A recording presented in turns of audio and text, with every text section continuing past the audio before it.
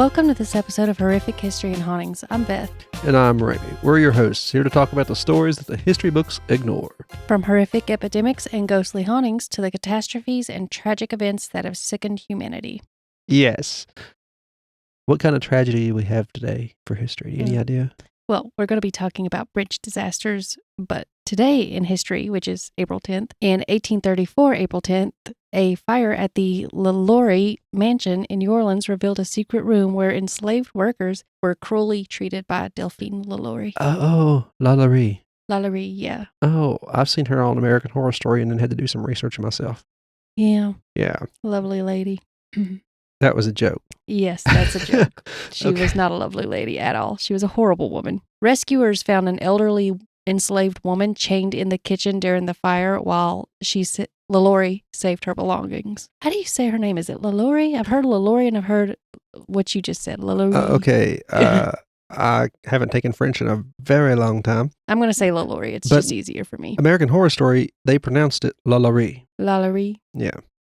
I'll try. And I'll just stick with what the American Horror Story people said because I don't know. I don't know French. Oh, I took it, but it was not a great subject for me. Yeah. She admitted she started the fire to escape LaLaurie's abuse. LaLaurie's. I don't know. I don't think I'm going to be able to say that. So she was chained to this. She said, I'd rather burn than put up with this woman. Yeah. She led the authorities to the attic where 7 enslaved people were bound with spiked collars. The thing is, the French, even though they had slaves, they did have laws on how you could treat them. In New Orleans, there were more laws on how you have to treat slaves and not beat them and abuse them and things like that. So she was breaking the law. Yeah. Even though most countries banned slavery long before we did. So yeah, the English were really early in on it too. After marrying her third husband, Louis, Delphine took charge of many slaves at their home on Royal Street. In 1833, Delphine chased a young enslaved girl with a whip, causing her to fall off the roof and die. She tried to hide the incident, but the police found the girl's body in a well. That's not the best place to lay it, LaLaurie. People will notice when their water tastes bad. Ew. Authorities found Delphine and ordered the sale of the other enslaved people on her property. She evaded this by having her relatives and friends buy the enslaved workers, and then she would bring them back to the mansion and continue to mistreat them until the fire that happened on April 1834. Can you imagine how much worse it got after they got brought back? Yeah, she was probably angry. Neighbors learned about Delphine's cruelty, and a crowd gathered in protest. She and her husband fled by boat, leaving their butler, who also abused the enslaved people, to face the angry mob. They just left the poor butler. To be fair, he apparently also deserved an angry mob coming after him, but still, cowards. Back then, it's so weird for this to actually have been a thing that would cause a mob. You would assume the slave owners also they would just kind of ignore it, but apparently that isn't always the case. Slavery is terrible, and some slave owners were obviously worse than others. Yeah. She was never charged. Obviously, her reputation in high society was completely ruined. I do remember she went to France, didn't she? Again, like you said. She reportedly died in Paris in December 1842, but I read a book when I was in New Orleans. I used my Kindle and I started reading books about it, and the book said that that's not known for sure. Some people said to have seen her out in public doing things. Some said that they thought she never left New Orleans and just managed to keep somewhat of a low profile. Yeah. While staying there, but I don't know. There was also a theory in that book where her husband was a doctor and they seen like genitals being cut off and sewn other places on other people, something like that. Very Frankenstein style. Things like that. Some people assumed that it actually wasn't really her, or maybe she was not the main person to be doing this at least, and it was actually her husband, where he was a doctor, I guess. Mm-hmm. His profession required. Not required that. It didn't require that, but okay, surgeries, I guess. I don't know. I need to read that book again. So eventually do a full episode on her. Yeah, because we covered the Countess. Yeah. I can't pronounce her name correctly, so I won't say it. Boutrey. I keep calling her Elizabeth Bathory. Boutrey. Yeah, Boutrey sounds much more realistic. Yeah, it's Elizabeth Bathory, but pronounced Boutrey. But that's all I have for that mean old bitch. Now moving on to bridge disasters. The Dixon Bridge disaster, located in Illinois. In 1869, the Dixon County Council decided to proceed with Lucius E. Truesdale's design for a new bridge. As you can see, his design didn't work because you have a picture there. It's a lovely bridge. Looks like it's doing great. It looks like a huge flood has ruined it, but it could have just fell. Actually, the way it looks like it just fell because flood water Crumbled. It crumbled. It's very nice design. I bet it was pretty when it was standing. Yeah. They chose to carry out this design despite the city engineers warning that it had serious flaws. So they knew it had flaws, and they decided to do it anyway. The toll bridge, which cost $75,000, opened in January 1869. Just a few weeks after a different bridge crafted by Truesdale collapsed in Elgin. It wasn't far from there. On the bright side, there were no deaths due to that particular incident. Good news is they don't stand long enough for people to trust them. May 4th, 1873, 4 years later, tragedy struck during a riverside baptism. Oh, no. This was organized by Reverend J.H. Pratt, and as the third person was about to be baptized, the bridge suddenly collapsed. Did it just drop them off the bridge? What does this have to do with... No, I think they were under the bridge. Oh, no. Yes, they were under the bridge getting baptized in the water. That seems a weird place to be. Yeah, I just pushed a button. Did something happen? Where'd you push it? The microphone. Where's the button? It's either an up button or a down button. If it says on, you're good. Okay. That's the on and off button. That's what the on and off means. The bridge became twisted and then shattered into pieces and flipped over. Oh. This resulted in the loss of 46 lives. You would have thought it was a swinging bridge. Yeah, it wasn't, from what I understand anyway. It doesn't look like over. I shouldn't be laughing. This is terrible. 46 lives were lost, and many were trapped by the wreckage. Another 56 people were injured. Well, that's not great either. Yeah. Some individuals faced an even more gruesome fate than the drowning because they became entangled in the crisscross iron lattice. For instance, 16-year-old Katie Sterling was caught entangled in such a bad way that it took them 2 days to free her from the entanglement. And multiple bodies were found several miles away from the incident site. 17-year-old Lizzie Mackey was recovered at Sterling, approximately 14 miles downstream. And the youngest victims were identified as sisters Althea and Lucia Hendricks, who were 6 and 4 years old. Oh, dear. Yeah. Next is Tacoma Narrows Bridge. I'm going to need you to click on that link because I couldn't find any pictures. So it's a video. It's not long. You get to watch it collapse. It's fun. Okay. Oh, I've seen this. Yeah. Yeah. It's the one who's swaying in the wind. Yeah. It's a giant bridge with multiple cars on it at the moment. Swinging. Nobody in their right mind would attempt to drive across it at this moment. Mm-hmm. But there is a car on it who's obviously got on it right at the wrong time. You got to go to work. Bridge or no bridge. Work don't care. I don't know. It doesn't show the car falling, but it might very well be part of that mess. It just collapsed. It's just a humongous, modern-looking bridge that just swung in the wind until it fell. Mm-hmm. 2-lane road. It was located in the state of Washington, and the Tacoma Narrows Bridge was finished and open for traffic on July 1st, 1940. It collapsed only 4 months later due to a problem called aeroelastic flutter. I just want everyone to know, I know nothing about engineering or bridges or building, anything like that.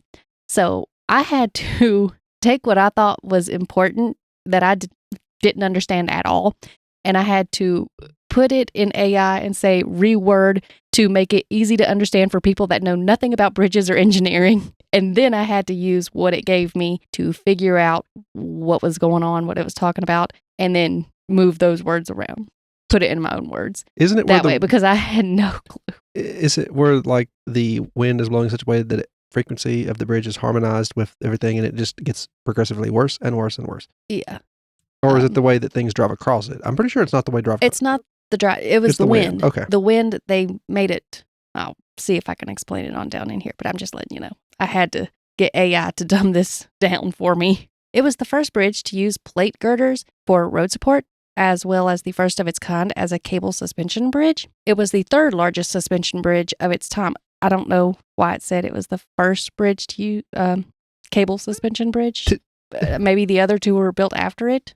With a central span of 2,800 feet and a side span of 1,100 feet each. On one side, there was a 450-foot steel girder, and on the other, a 210-foot concrete frame. And I didn't know what a girder was, so I looked it up. It's a large horizontal beam used to support the weight of a structure, and it helps to distribute the load evenly across its length. It had 2 cable anchorages along the road, 2 5-foot sidewalks, and 2 8-foot deep stiffening girders. Lots of girders. Yes, lots of girders. And anchorages are structures designed to securely hold the ends of cables or ropes in place. Pretty much the concrete where the cables are on the land, I believe is what it's talking about. Well, something's got to hold it down. Yes, they provide stability and support. Not this time. The anchorages were built with 20,000 cubic yards of concrete and 600,000 pounds of steel, as well as 270,000 pounds of reinforcing steel. That didn't work either. No. It cost $6 million in 1940. That's quite a lot of money. You know, it looked awful new to be built in 1940, didn't it? Yeah. Very pointy. Yeah. And not long after the Tacoma Bridge was built, it began to dangerously bend and sway in the wind. Even regular winds, it would visibly move. That sounds alarming. Yeah. I don't want to go over that bridge. I'll find another way. Imagine just driving across it as fast as possible. If you had to go. Yeah. Before GPS was invented, then you just floor it and hope for the best. Keep it in the road, as long as the road's under you. Winds reached about 43 miles per hour on November 7th, 1940. The center support started twisting at a rate of 36 cycles per minute in 9 sections, meaning each twist occurred 36 times every minute in 9 different parts of the bridge. Very unstable. Yes, and as time passed, the twisting intensified, and it shifted into a rhythmic up-down motion. While the bridge's middle remained still, its other halves began twisting in opposite directions. It's not as bad as it could go. It twisted noticeably into 2 parts and shook 14 times every minute. The twisting started because a cable on the north side had broke, which caused the center of the diagonal ties to fail. It's like, watch me twirl, Daddy. As parts of the bridge bent up and down, the towers that held them were pulled closer together, and then cracks could be seen. And then the whole bridge fell into the water. Does it mention people on it or anything? There was no loss of life during this one. I guess the fact it was swaying so much dramatic. Yeah, I think the swaying made it very dramatic. Well, it also made it very clear you shouldn't be here. Yeah. Please depart. A small-scale model, 200 times smaller than the real bridge, was made to study in a wind tunnel and figure out why the bridge collapsed. The tests led to a new idea that the wind caused the shaking that made the bridge fail. The bridge's shape made it wobble, then the wind blew across it sideways. The vertical girdles on the sides allowed the wind to separate and create spinning air, which matched the bridge's wobbling. And these spinning air pockets had enough force to push the girders out of place. You said girdles. I mean, girders, not girdles. I was thinking, is this a... Girders. Yeah. I like girdles better. Well, now they figured out what caused it. Let's not do it again.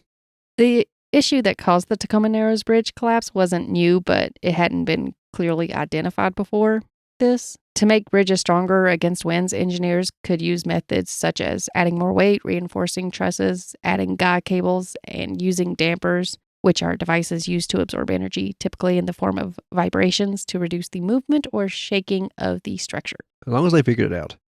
Yeah, in the context of bridges, dampers can help control this by absorbing some of the energy generated by the wind. Okay. And that's all for that one. Sunshine Skyway Bridge is next. I like the pictures for this one. That looks tragic. That's a Greyhound bus. No! There's a lot of people on Full those. of students. Beth! Oh, I love this one, she says. Well, I mean, I like that there were plenty of pictures to choose. There were even more, but I didn't want to take up any more space. This one was pretty sad for a few people. The Sunshine Skyway Bridge is located in Tampa Bay, Florida. On May 9th, 1980, at about 7:33 in the morning, during a severe storm with poor visibility, the cargo ship Summit Venture collided with the support columns of the Sunshine Skyway Bridge. That sounds very familiar now. I don't know. It happened in 1980. I'm just saying it sounds like recent events. The collision caused a 1,200-foot section of the bridge to fall into the water. 35 people lost their lives as a result of the accident. 6 cars, a truck, and a Greyhound bus plunged into the water below. Only one man managed to escape his truck and survive. His Ford pickup plunged onto the ship just before it hit the water, which gave him the chance to get out of the vehicle and swim to the surface. It looks like the plunge under the ship would cause the problem. Yeah, there was also a source that said he was, I want to say, a Marine, and that his training also helped him to I guess, be able to swim better. I don't know. That's what marine means. Yeah. Marine animal, you know. The Greyhound bus was carrying 26 students at the time. Captain John Larrow was the harbor pilot tasked with guiding the Summit Venture, which was as long as 2 football fields, through the 58.9-mile channel leading to the port of Tampa. The freighter was already navigating through a thick fog when strong winds and the rainstorm struck it. Along with this, the radar was useless. Why? They just couldn't read it. I don't know if it was because of the weather or the fog, or I don't know how radars work, but for some reason it wasn't working. The captain had to decide when to turn between 2 of the Skyway's main columns. He was also worried about another ship leaving the bay at the time and heading straight towards them, but they had lost communication with this ship. If they hadn't lost communication, they would have realized that that ship decided to stay put instead of going into the fog and the storm. So they had nothing to worry about, but they didn't know that because they lost the communication with it. Just a bunch of bad things happen at once. Yeah. If he had attempted to stop the Summit Venture, the strong winds could have potentially caused the freighter to lose control and collide with the bridge. So he decided to try to get the Summit Venture between the bridge pillars. However, he didn't realize that a gust of wind had shifted directions, and this pushed the freighter out of the channel and off course. Also, the ship was empty and riding on high waves. So he's flying blind and not weighed down. And it caused the ship to be less stable, yeah. By the time he realized they were about to hit the bridge, it was too late. It was pretty much you look up and there's a bridge. It's too late to do anything. Boom. He tried some last-minute maneuvers, but they didn't work. At 7:33 in the morning, the Summit Venture hit the bridge pier, causing it to collapse along with the interstate and vehicles on the bridge above it. It'd be wild if the interstate remained and the bridge didn't. It would be lucky, but Very that didn't lucky. happen. The captain contacted the Coast Guard for assistance and told them to stop the traffic on the Skyway Bridge immediately. Because it's And foggy and windy and stormy and nobody knows the you bridge is can out. actually find this on YouTube where he sounds very panicked, as he should. Yeah. Yeah. He just took out a bridge of people on it. Yeah. Children or students. I don't know if they're children. I don't think he knew that at the time. I think it was too foggy, and Well, yeah. he just knew that the bridge was in the water and partially on his ship. Shoo. A state investigation cleared Captain Larrow of blame. The new bridge was opened on April 20th, 1987, and the Summit Venture eventually went down off the coast of Vietnam in 2010. At that time, I had a different name because it had changed ownership many times. Mm-hmm. Change the name of a ship and guess what happens? Yeah. I tried to look more into the Summit Venture going down, but I couldn't find much about it. One source I found said that it was because it collided with another vessel. Seems about right for that ship. Yeah. That's all I have for that one. It took them 7 years to rebuild that bridge section. I really like the pictures on it. This is a hard subject to talk about because it's something that you're going to be more interested in to see. And this is a podcast. It's hard to see. That's why I put pictures for at least you to be able to look at. Yeah. Yeah, there's a lot of... I'm pretty sure this next one we covered in This Day in History because it sounds really familiar. The Big Bayou Rail accident. The pictures are interesting for this one too. Yeah, they are. A lot of Wreckage muck in a and swamp. wreckage. Yeah. Pretty sure that's Amtrak. Yes, it is. This happened near Mobile, Alabama. Mobile. September 22nd, 1993 at 2:45 in the morning, barges carrying coal, steel slabs, iron pellets, and cement. Anything heavy they could imagine. Yes. That the Movilla, I believe is how that's pronounced, was towing, struck a bridge support pier, causing the girder to shift 38 inches out of alignment. Well, that's plenty to cause a problem. Because 8 minutes later, the Sunset Limited train raced over the bridge at about 72 miles per hour. The impact of the shifted girder caused the bridge to collapse, and the locomotive flew off the 12-foot trestle and soared 24 feet into the air. Who watched this happen? The ship? There were survivors. Yeah, it's pretty much what survivors have said. Fascinating. 2 other locomotives and 4 other cars plummeted into the 30-foot deep bayou below. The accident resulted in 47 deaths, and it injured 102 passengers. I'm surprised there wasn't more deaths. The train's diesel fuel tanks broke open, leading to the formation of a fireball, which caught the water on fire as well. Ouch. And investigators believe the river being caught on fire may have caused some of the deaths, sadly. There's 2 ways to die here. Yeah. Well, 3 ways. Impact, drowning, or fire. None of them are particularly pleasant. Nope. Investigators stated that the barge pilot, Willie Odom, lacked the ability to read the radar and did not possess a river chart. He also did not have a compass. So he was going by sight. Yes, and it was foggy. The fog seems to have had a I big want hand to in a lot of say these. that he was looking for a place to tie off the barges to hold off, and he thought that was, he didn't realize it was a bridge. He thought it was somewhere he could tie the barges until it cleared up, but Unfortunately. it was not. They also noted that he had obtained his license just months prior after failing the exam 7 times. That's not your role in life, buddy. Yeah. Try again. Wonder why he wanted to do it so badly. I don't know. Somebody had him a job waiting, I guess. Maybe. I really don't know. What happened to him? He was fine as far as I know. How did he even pass the test if he couldn't read them?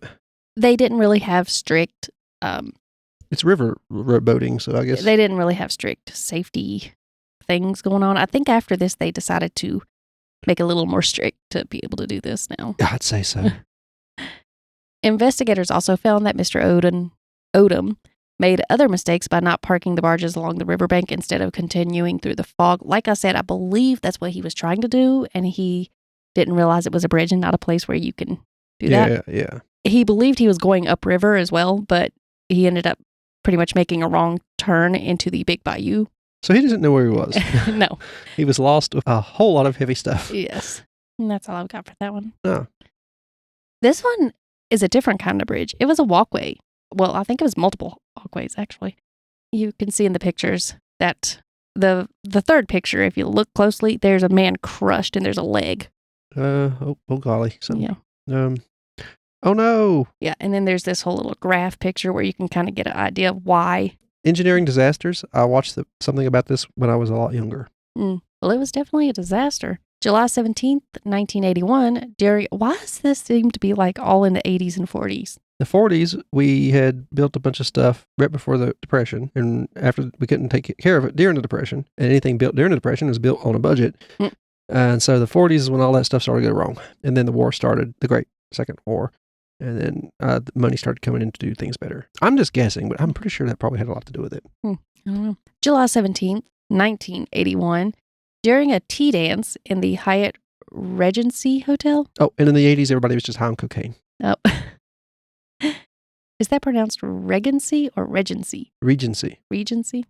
It's located in Kansas City, Missouri, and it had 2 suspended walkways collapse. The walkways and the dozens of people on them plummeted onto the crowded dance floor underneath, probably where that man was in that picture. Seeing as he is under 2 layers, then yes. Yeah. He never stood a chance, unfortunately. Nope. The cause of the collapse was due to a fatal flaw in the design of the walkways. The original design called for a single set of support rods for both walkways. However, during construction, this was changed to a single set of rods for each walkway, meaning the connections had to support twice as much weight. Mm-hmm.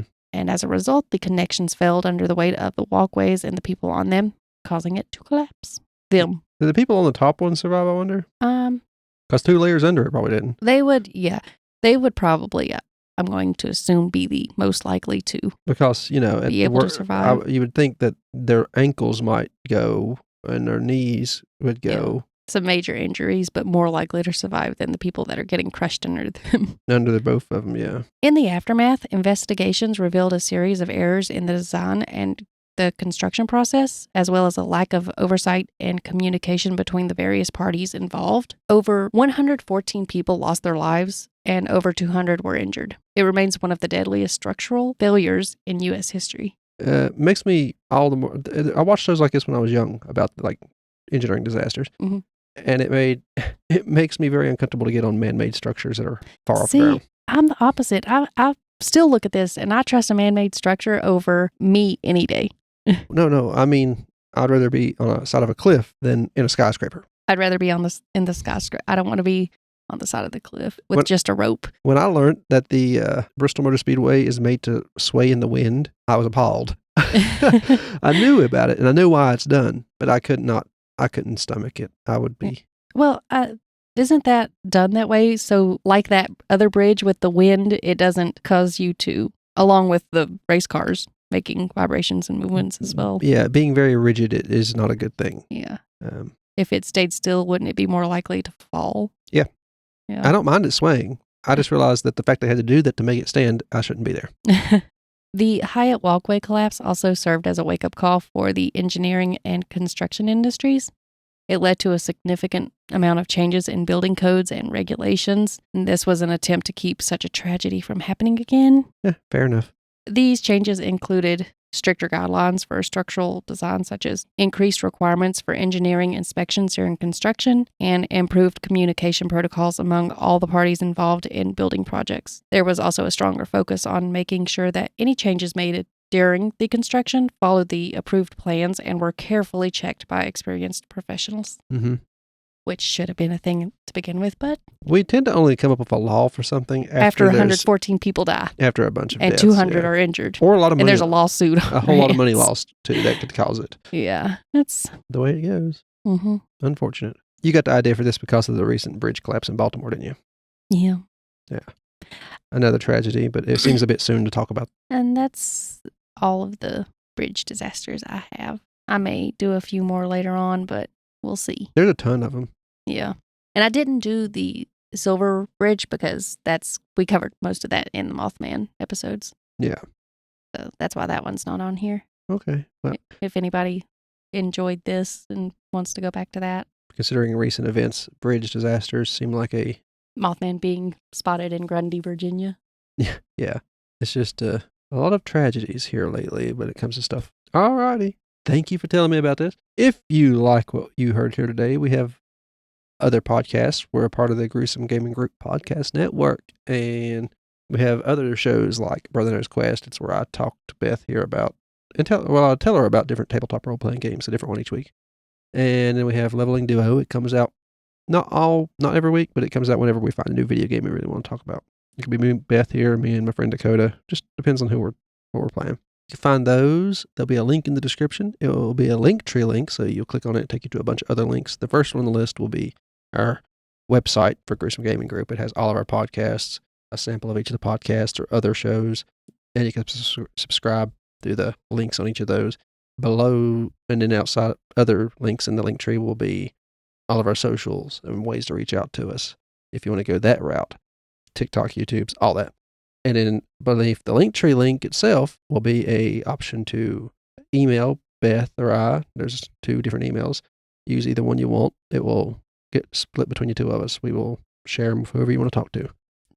We reply to those if someone emails us and give us ideas, stuff to talk about here. And then below that will be an option to send us a tip. It is appreciated if you do that. We use it to help keep the podcast hosted. It helps out a lot. To keep the reviews coming. Once we get enough, we'll talk about, have a whole episode dedicated to the reviews and the stuff people have said. We enjoy seeing or hearing from you. And I guess that's it. Thank you for listening. I've been Ramy. And I'm Beth. This has been HH&H. Bye-bye.